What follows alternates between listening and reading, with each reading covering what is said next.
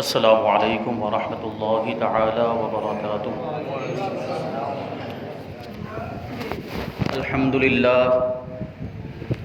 للہ رب العالمین والعاقبۃ للمتقین والصلاة والسلام علی سید الانبیاء والمرسلین وعلی آلہ واصحابہ اجمعین، اما بعد فاعوذ باللہ من الشیطان الرجیم، بسم اللہ الرحمن الرحیم۔ ان عدۃ الشہور عند اللہ 12 شہرا فی کتاب اللہ یوم خلق السماوات والارض منها 4 حرم۔ صدق اللہ مولانا العظیم، وصدق رسوله النبی الامین المتین الکریم، ونحن على ذلك لمن الشاهدين والشاكرين والذاكرين والحامدين والحمد لله رب العالمین۔ آئیے ہم اور آپ سب سے پہلے حضور سرور کائنات، فخر موجودات، باعث تخلیق کائنات، احمد مجتبی محمد مصطفیٰ صلی اللہ علیہ وسلم کی بارگاہ بے کس پناہ ہمیں جھوم جھوم کر درود و سلام کا نذرانہ عقیدت پیش کریں اور پڑھیں اللہم صلی علی سیدنا مولانا محمد معدن الجود والکرم وآلہ الکرام وابنہ الکریم وبارک وسلم صلاۃ و سلام علیک یا رسول اللہ صلی اللہ تعالی علیہ وسلم۔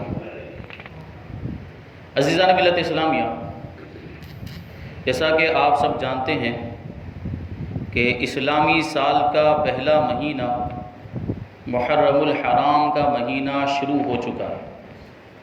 یہ مہینہ بڑی ہی فضیلتوں برکتوں والا مہینہ ہے، اس کی بڑی ہی حرمت اور عظمت ہے، اور آپ غور کریں تو پتہ چلے گا کہ ہمارے سال کی شروعات بھی قربانی سے ہوتی ہے اور ہمارے سال کا اختتام بھی قربانی پر ہوتا ہے۔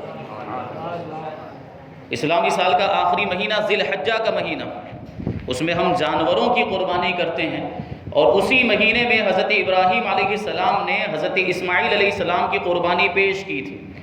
لیکن فرق یہ ہے کہ حضرت اسماعیل علیہ السلام کی جگہ پر اللہ تبارک و تعالیٰ نے جنت سے مینڈھا بھیج دیا تھا، اور حضرت ابراہیم علیہ السلام کی جگہ پر وہ مینڈھا ذبح ہوا۔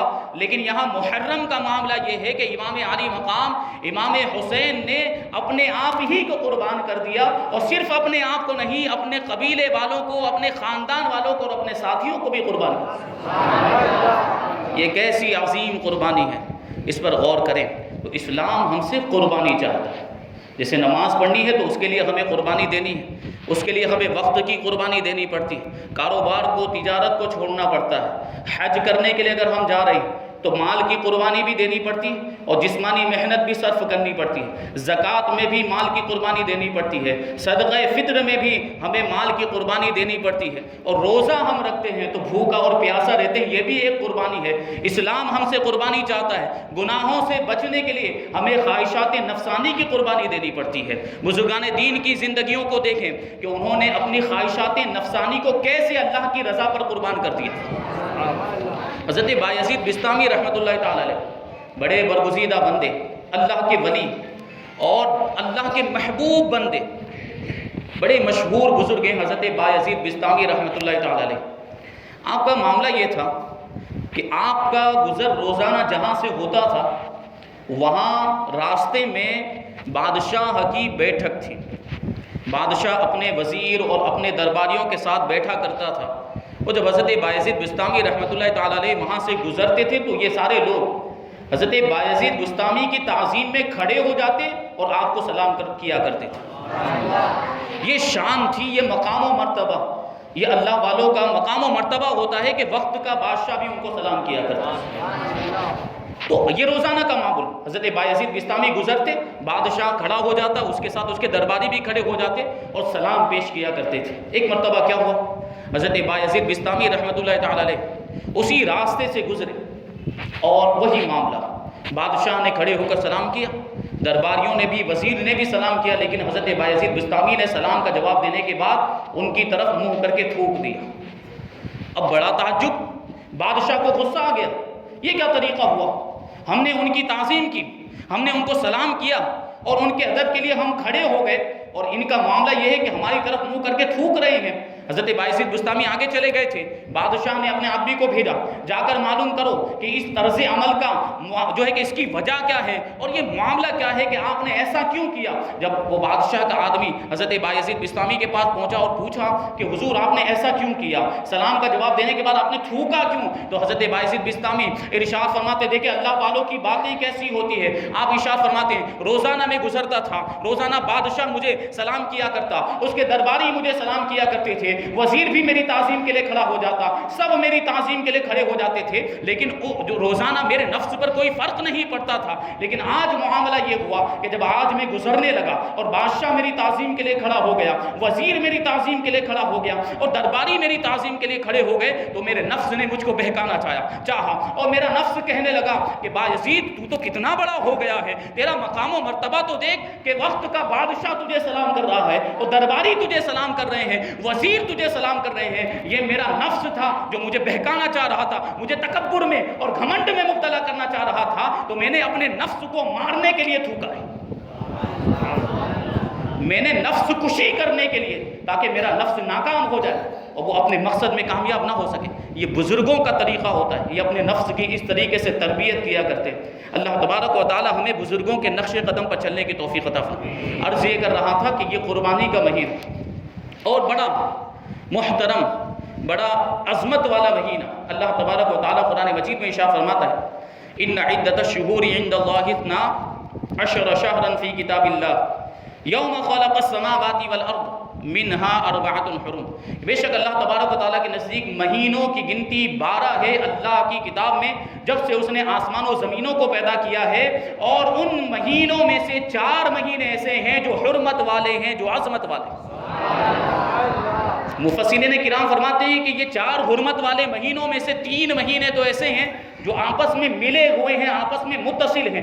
ایک ذی قعدہ کا مہینہ، دوسرا ذی الحجہ کا مہینہ، تیسرا محرم الحرام کا مہینہ، اور چوتھا رجب المرجب کا مہینہ۔ زمانہ جاہلیت میں بھی لوگ، اسلام آنے سے پہلے بھی لوگ ان 4 مہینوں کی تعظیم کیا کرتے تھے، ان کا ادب و احترام کرتے تھے، اور ان 4 مہینوں میں خاص طور پر جنگ و جدال کو بند کر دیا جاتا، لوگ ہتھیار رکھ دیا کرتے تھے، ان مہینوں میں جنگ بندی ہو جاتی تھی۔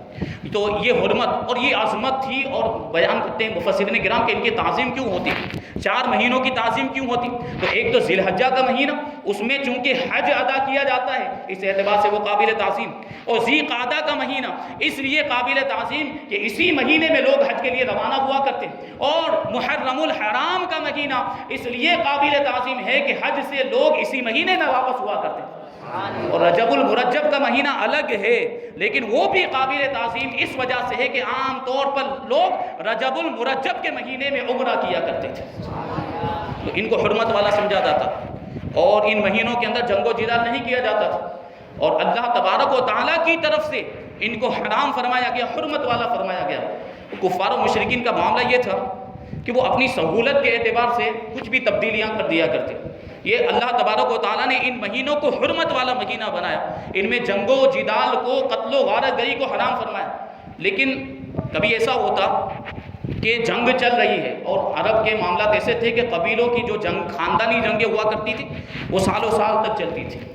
تو معاملہ یہ ہوتا کہ جب جنگ کے دوران محرم کا مہینہ آ گیا، یا ذی قعدہ کا مہینہ، ذی الحجہ کا، یا کوئی بھی حرمت والا مہینہ، تو ان کو بہت بھاری پڑتا تھا، ان پر گراں گزرتا تھا، ان پر شاق گزرتا تھا، کیونکہ اب جنگ بند کرنی پڑتی تھی، ان کو ہتھیار رکھ دینے پڑتے تھے۔ تو یہ لوگ کیا کرتے تھے کہ اس حرمت والے مہینے کی حرمت کو شفٹ کر دیتے تھے، یعنی حرمت کو آگے بڑھا دیتے۔ جیسے جنگ کے دوران اگر محرم الحرام کا مہینہ آ گیا تو اس کی حرمت کو سفر المظفر کے مہینے میں منتقل کر دیتے، پھر سفر المظفر کے مہینے کو حرمت والا سمجھتے، اور اس میں جنگ و جدال نہیں کرتے، اور اگر سفر مظفر میں کوئی حاجت ان کو پیش آ جاتی تو پھر اس کی حرمت کو آگے شفٹ کر دیتے، اور پھر ربیع الاول کے مہینے کو حرمت والا سمجھنے لگ جاتے تھے۔ یہ ان کا معاملہ تھا۔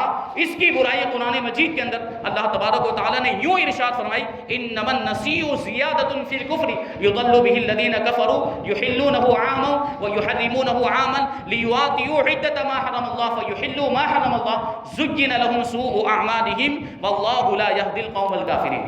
کہ یہ مہینوں کو آگے پیچھے کرنا، مہینے کی حرمت کو منتقل کر دینا، یہ کفر میں ترقی کرنا ہے، جس کے ذریعے کافر گمراہ ہو جاتے ہیں کہ وہ ایک سال حرمت والے مہینے کو حلال کر لیتے ہیں، پھر دوسرے سال اسی کو حرام کر لیتے ہیں، تاکہ اللہ تبارک و تعالیٰ کے حرام کردہ مہینوں کی گنتی کو مکمل کریں اور اس کی حرام کی ہوئی چیزوں کو حلال کر دے۔ ان کے جو برے اعمال تھے وہ انہیں خوشنما کر کے ان کے سامنے پیش کیے، اور اللہ تبارک و تعالیٰ کافروں کو ہدایت عطا نہیں فرماتا۔ تو اس کی برائی بیان کی، یہ جو کرتے تھے حرمت کو شفٹ کر دیتے، تو اس میں کہا کہ یہ کفر میں اور بڑھنا ہے، کیونکہ پہلے سے تو کافر تھے، لیکن اللہ تبارک و تعالیٰ نے جو ان مہینے کو حرام فرمایا تو اس کو حلال سمجھنے کی وجہ سے اور اس کی حرمت کو شفٹ کرنے کی وجہ سے یہ کفر کے اوپر دوسرا کفر کیا، یہ کفر کے اندر اور زیادہ ترقی کرنا ہو گیا، تو اس کی برائی کو بیان کیا۔ حجۃ الوداع کے موقع پر نبی کریم صلی اللہ علیہ وسلم نے لوگوں کے درمیان خطبہ دیتے ہوئے ارشاد فرمایا کہ مہینے کو آگے پیچھے کرنا اب یہ گئی گزری بات ہو گئی، اب اس پہ عمل کرنا جائز نہیں، اس کو منسوخ کیا جاتا ہے۔ اب مہینوں کے اوقات کی حفاظت اللہ کے حکم سے کی جائے گی۔ اللہ تبارک و تعالیٰ نے جس مہینے کو حرمت والا فرمایا ہے اسی مہینے کو حرمت والا سمجھنا بھی ضروری ہے۔ اب وہ 4 مہینے، محرم الحرام کا مہینہ، ذی قعدہ کا مہینہ، ذی الحجہ کا مہینہ اور رجب المرجب کا مہینہ، یہ اسلام آنے کے بعد ہمیشہ کے لیے یہ مہینے حرمت والے مہینے ہو گئے۔ اب تبدیلی کرنا جائز نہیں ہے، اب کسی کو اختیار نہیں ہے کہ اس کی حرمت کو شفٹ کر دے، کسی اور مہینے کو حرمت والا مہینہ سمجھ لے۔ اللہ تبارک و تعالیٰ نے ان 4 مہینوں کو ہی حرمت والا مہینہ بنایا۔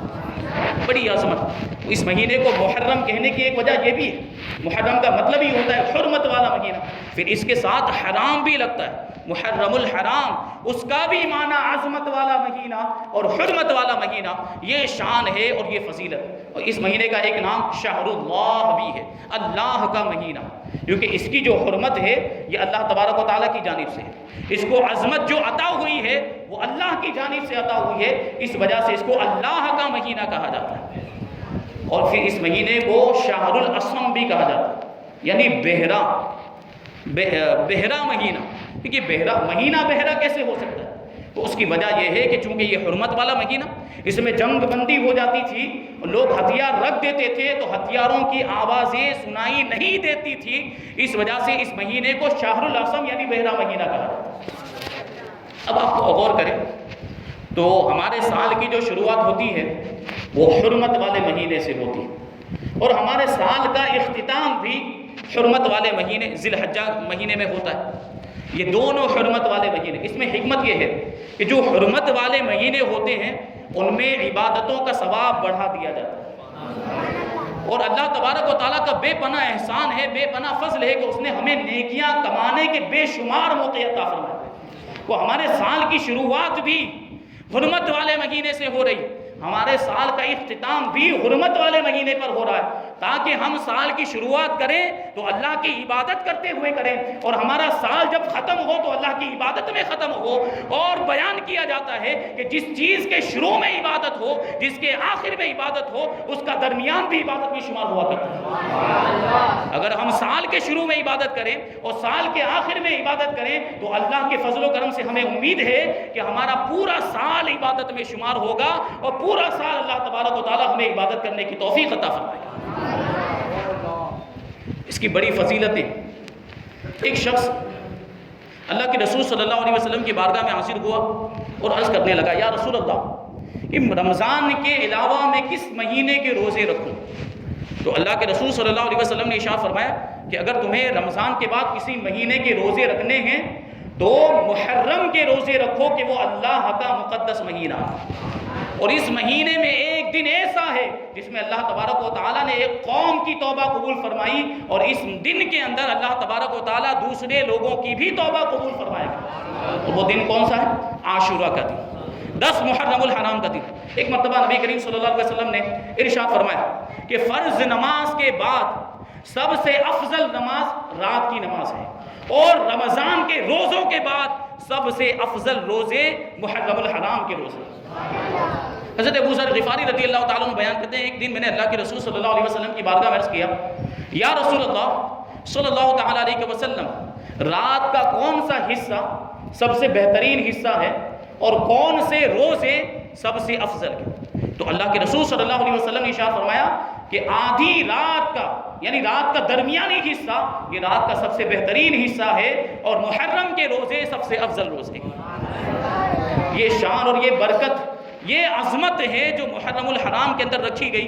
ایسا عظمت والا اور ایسا برکتوں والا مہینہ، ایسا حرمت والا مہینہ، یہ جو محرم الحرام کا مہینہ جو شروع ہو چکا ہے، ہمیں اس کی قدر کرنی ہے، ہمیں اس کا ادب و احترام کرنا ہے، اور اس میں خاص طور پر گناہوں سے بچنا ہے اور نیکیوں کے کام کرنا ہے۔ اللہ تبارک و تعالی ہم سب کو توفیق عطا فرمائے۔ یہ بڑا برکت والا مہینہ، دیکھتے ہوئے چلیں کیسی فضیلتیں اور کیسی برکتیں اس کے اندر رکھی ہوئی۔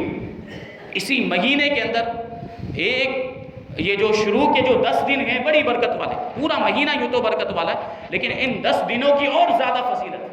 حضرت ابو عثمان نہدی بیان کرتے ہیں کہ صحابہ کرام 3 عشروں کی بہت زیادہ تعظیم کیا کرتے تھے۔ عشرہ مطلب 10 دن، یعنی 10 دن ہیں جن کی صحابہ کرام بہت زیادہ تعظیم کیا کرتے تھے۔ ایک رمضان المبارک کے آخری 10 دن، ذی الحجہ کے شروع کے 10 دن، اور محرم الحرام کے شروع کے 10 دن۔ صحابہ کرام ان 3 عشروں کی بہت زیادہ تعظیم کیا کرتے ہیں۔ وہ صحابہ کرام کا عمل ہمارے لیے دلیل ہوتا ہے۔ یقیناً یہ جو عشرے ہیں یہ قابل تعظیم ہیں، اور خاص طور پر اللہ تبارک و تعالیٰ کی عبادت کے لیے مقرر کیے گئے۔ اور اس میں جو عاشورہ کا دن ہے وہ تو اور ہی زیادہ فضیلت رکھتا ہے۔ 10 محرم الحرام کا جو دن ہے اس کی بڑی عظمت ہے اور بڑی شان و شوکت ہے۔ یہ وہ دن ہے کہ اللہ تبارک و تعالیٰ نے اسی دن میں تقریباً 10 انبیاء کرام کو اپنے خاص انعام و اکرام سے نوازا۔ یہ عاشورہ کا جو دن ہے ایسی عظمت اور فضیلت رکھتا ہے کہ اس دن کی برکت سے اللہ تبارک و تعالیٰ غیر مسلموں کو ایمان کی دولت بھی عطا فرما دیتا ہے۔ ایک واقعہ ہے کہ ملک رے کے جو قاضی تھے ان کے پاس ایک سائل آیا، مانگنے والا۔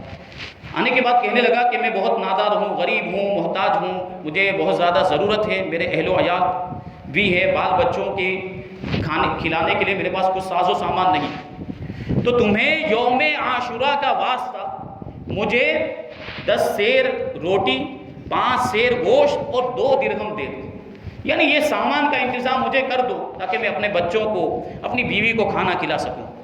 تو وہ جو قاضی تھا اس نے کہا ظہر میں آ۔ وہ سائل چلا گیا، ظہر میں وقت مقررہ پر وہ واپس آیا، تو پھر قاضی نے کہا عصر میں آنا، وہ واپس چلا گیا۔ عصر کے وقت آیا تو پھر قاضی نے اسے خالی ہاتھ لوٹا دیا، کچھ بھی نہیں دیا۔ اب جو سائل تھا مانگنے والا اس کا دل ٹوٹ گیا، میں بار بار آتا ہوں مانگنے کے لیے اور مجھے دیتا نہیں ہے اور وقت ہی دیتا چلا جا رہا ہے، اور جو ہے کہ مجھے خالی ہاتھ لوٹا دیا۔ بڑا رنجیدہ ہوا، اسے بڑی تکلیف ہوئی، اور آخرکار مجبور ہو کر وہ ایک نصرانی کے پاس گیا، ایک عیسائی کے پاس گیا، کرسچن کے پاس گیا۔ وہ جانے کے بعد کہتا ہے کہ میں حاجت مند ہوں، میں بہت غریب ہوں، تمہیں اس مبارک دن کا واسطہ میری ضرورت کو پورا کر دو۔ تو وہ جو کرسچن تھا، نصرانی، وہ پوچھتا ہے کہ یہ کون سا دن ہے؟ تو وہ جو سائل تھا اس نے یوم عاشورہ کی فضیلت بیان کی، یوم عاشورہ کے فضائل بیان کی۔ تو وہ عیسائی جو تھا، وہ نصرانی، وہ کہتا ہے کہ تم نے جب اتنے مبارک دن کا، ایسے برکت والے دن کا مجھے واسطہ دیا ہے تو پھر اپنی ضرورت بیان کرو۔ اب سائل نے وہی ضرورت بیان کی کہ 10 سیر گیہوں چاہیے، 10 سیر روٹی چاہیے، 5 سیر گوشت چاہیے اور 2 درہم چاہیے۔ لیکن وہ جو عیسائی تھا، جو نصرانی تھا، وہ اپنے گھر کے اندر گیا، اور جب باہر آیا تو اس کے ساتھ 10 بوری گیہوں تھی، 10 سیر گیہوں نہیں، 10 بوریاں تھی گیہوں کی، اور 100 سیر گوشت، اور 2 درہم کی جگہ پہ 20 درہم لے کر آیا۔ اور اتنا سب کچھ اس فقیر کو دینے کے بعد، اس کے باوجود بھی وہ کہتا ہے کہ تم نے ایسے برکت والے دن کا مجھے واسطہ دیا ہے، تو اس دن کی برکت اور فضیلت کے صدقے میں ہر مہینے کے لیے تمہارا اتنا سامان مقرر ہو گیا ہے، ہر مہینے آنا اور اتنا ساز و سامان لے کر چلے جانا۔ وہ نصرانی تھا، عیسائی تھا، اس نے یوم عاشورہ کی یہ تعظیم کی، اور یوم عاشورہ کی فضیلت کو سن کر اس نے سائل کو یہ مال و اسباب دیا تو اس کی برکت کیا ملی دیکھیے گا. اسی رات کو جو ریگ کا قاضی تھا نا جس نے سائل کو خالی ہاتھ لوٹا دیا، اس نے خواب دیکھا کہ 2 خوبصورت محل ہیں، بہت ہی خوبصورت. ان میں سے ایک محل سونے چاندی کی اینٹوں سے تعمیر کیا گیا اور دوسرا جو محل ہے وہ سرخ یاقوت سے تعمیر کیا گیا. سرخ جو ہیرا ہوتا ہے لال رنگ کا، اس سے تعمیر کیا گیا. اتنے خوبصورت محل. تو جو ملک رے کا جو قاضی تھا اس نے پوچھا کہ یہ محل کس کے لیے؟ تو جواب ملا کہ اگر تو اس سائل کی ضرورت کو پورا کر دیتا تو یہ محل تجھے مل جاتا، لیکن تو نے اس کو خالی ہاتھ لوٹا دیا، اس کی ضرورت کو پورا نہیں کیا. تو اب وہ قاضی پوچھتا ہے تو پھر اب کس کو ملیں گے؟ تو اب جواب ملا کہ یہ اس نصرانی کو ملیں گے جس نے اس سائل کی ضرورت کو پورا کیا. اب صبح جب قاضی بیدار ہوا تو حیران و پریشان کہ نصرانی کے لیے جنت میں محل تعمیر ہو گئے، وہ تو مسلمان بھی نہیں ہے، وہ تو غیر مسلم ہے، اس کو جنتی محل کیسے مل سکتے ہیں؟ فوراً وہ جو ہے کہ اس نصرانی کے پاس گیا، اس عیسائی کے پاس گیا اور جانے کے بعد پوچھتا ہے کہ کل تم نے کون سا نیک کام کیا تھا، کل تم نے کون سی ایسی نیکی کی تھی؟ اب نصرانی کو تعجب ہوا، وہ قاضی سے کہنے لگا تمہیں کیسے معلوم ہوا، تمہیں کیسے علم ہوا کہ میں نے نیکی کی؟ پھر اس نے پورا واقعہ بیان کیا کہ ایک سائل آیا تھا اس طریقے سے، میں نے اس کی ضرورت کو پورا کیا. اب قاضی نے اپنا پورا خواب بیان کیا اور کہا کہ تمہارے لیے جنت میں 2 محل تعمیر کیے گئے ہیں اور میں تمہارے سامنے پیشکش کرتا ہوں کہ 1,00,000 درہم لے کر وہ نیکی میرے ہاتھ پر بیچ دو. تو وہ کرسچن، وہ نصرانی جواب دیتا ہے کہ اگر پوری روئے زمین کی دولت بھی مجھے لا کر دے دو تو میں اپنی وہ نیکی نہیں بیچنے والا. اللہ تبارک و تعالیٰ کی رحمت اور اس کی عنایت بہت وسیع ہے. اتنا کہنے کے بعد کلمہ پڑھ کے مسلمان ہو گئے. یہ عظمت ہے اس مہینے کی، یوم عاشورہ کی، کہ اس کی جو تعظیم کرتا ہے اور اگر غیر مسلم بھی ہو، نصرانی بھی ہو، تو اسے کلمہ نصیب ہو جاتا ہے. یہ شان. تو عاشورہ کے دن کو بڑی نسبتیں حاصل ہیں، انبیاء کرام سے بھی اس کو بہت زیادہ نسبتیں حاصل ہیں. ان نسبتوں کو شارح بخاری حضرت علامہ مفتی محمد شریف الحق امجدی رحمۃ اللہ تعالیٰ نے نزہۃ القاری کے اندر لکھا. اس مہینے کی مخصوص نسبتیں، انبیاء کرام سے جو نسبتیں کہ اسی مہینے میں عاشورہ کے دن کی نسبت، اس مہینے کی نہیں، خاص عاشورہ کے دن کی نسبتیں کہ اسی دن حضرت موسیٰ علیہ السلام کی مدد ہوئی اور آپ کو فرعون سے نجات دی گئی اور فرعونیوں کو ہلاک کر دیا گیا. اور اسی دن حضرت نوح علیہ السلام کی کشتی جودی پہاڑ پر ٹھہری اور اسی دن حضرت یونس علیہ السلام کو مچھلی کے پیٹ سے نجات ملی. اسی دن حضرت آدم علیہ السلام کی توبہ قبول ہوئی اور اسی دن حضرت یوسف علیہ السلام کو کنویں سے نکالا گیا. اسی دن حضرت عیسیٰ علیہ السلام پیدا ہوئے اور اسی دن حضرت عیسیٰ علیہ السلام آسمان پر اٹھائے گئے اور اسی دن حضرت ادریس علیہ السلام بھی آسمان پر اٹھائے گئے. اسی دن حضرت ابراہیم علیہ السلام کی پیدائش ہوئی. اسی دن حضرت یعقوب علیہ السلام کی بینائی کی کمزوری دور کر دی گئی. اسی دن حضرت داؤد علیہ السلام کی توبہ قبول ہوئی اور اسی دن حضرت ادریس علیہ السلام کو آسمانوں پر اٹھایا گیا اور اسی دن حضرت ایوب علیہ السلام کی آزمائش کو اللہ تبارک و تعالیٰ نے دور فرمایا. اسی دن اللہ تبارک و تعالیٰ نے حضرت سلیمان علیہ السلام کو پوری دنیا کی بادشاہت عطا فرمائی اور اسی دن ہمارے آقا حضور رحمت عالم صلی اللہ علیہ وسلم کی امت کے خاص لوگوں کی بخشش کا پروانہ عطا فرمایا. یہ عظمت ہے اس مبارک دن کی. اور اس کے روزے کی بھی بڑی فضیلت ہے. جو 10ویں محرم کا روزہ ہے وہ خاص طور پر بہت زیادہ فضیلت اور اللہ کے رسول صلی اللہ علیہ وسلم نے خاص طور پر اس کا حکم دیا. حضرت ہند بن حارثہ بیان کرتے ہیں کہ ایک دن اللہ کے رسول صلی اللہ علیہ وسلم نے مجھے حکم دیا کہ اپنی قوم میں جاؤ اور ان کو عاشورہ کے دن کا روزہ رکھنے کا حکم دو. تو میں نے اللہ کے رسول صلی اللہ علیہ وسلم کی بارگاہ میں عرض کیا، یا رسول اللہ اگر میں ان کو کھانا کھاتے ہوئے پاؤں تو پھر ان کو کیا حکم سناؤں، آپ کا کیا ارشاد سناؤں؟ تو اللہ کے رسول صلی اللہ علیہ وسلم نے ارشاد فرمایا کہ اگر وہ کھانا کھا رہے ہوں تو پھر تم انہیں حکم دینا کہ باقی کا دن کا جو حصہ ہے وہ روزے کی حالت میں گزارے. یہ عظمت اور یہ فضیلت ہے. حضرت عبداللہ ابن عباس رضی اللہ تعالیٰ عنہ سے روایت ہے کہ ان یوم الزینتی الیوم الذی اظہر اللہ فیہ موسیٰ علی فرعون والسحرۃ وہو یوم عاشورہ، کہ زینت والا دن وہ دن ہے جس میں اللہ تبارک و تعالیٰ نے حضرت موسیٰ علیہ السلام کو فرعون اور جادوگروں پر غلبہ عطا فرمایا اور وہ عاشورہ کا دن ہے. تو اس دن حضرت موسیٰ علیہ السلام خاص طور پر عید منایا کرتے تھے اور کتان کا کپڑا پہنتے تھے، بڑا قیمتی لباس ہوتا ہے، اور اسمت سرما حضرت موسیٰ علیہ السلام اپنی آنکھوں میں لگایا کرتے تھے. اور یہ جو 10 محرم الحرام کا جو روزہ ہے، اس زمانے جاہلیت میں قریش کے لوگ بھی اس دن کا روزہ رکھتے تھے، اور اللہ کے رسول صلی اللہ علیہ وسلم بھی اس دن کا روزہ رکھتے، اور اسی دن خانہ کعبہ کا غلاف بھی تبدیل کیا جاتا تھا۔ خیبر میں اور مدینہ منورہ میں یہودیوں کی ایک بہت بڑی تعداد آباد تھی، تو چونکہ یہودیوں کا تعلق بھی بنی اسرائیل سے، اور بنی اسرائیل کو فرعون سے نجات ملی ہے تو عاشورہ کے دن ہی ملی، اس لیے وہ اس دن کو بطور عید مناتے تھے۔ اس دن وہ عید مناتے، خوشیاں مناتے تھے، اور اس دن وہ روزہ رکھا کرتے تھے۔ جب اللہ کے رسول صلی اللہ علیہ وسلم مدینہ منورہ تشریف لائے ہجرت کر کے، تو آپ نے دیکھا کہ یہودی 10 محرم الحرام کا روزہ رکھتے ہیں۔ تو آپ نے پوچھا کہ یہ روزہ کیوں رکھتے ہیں؟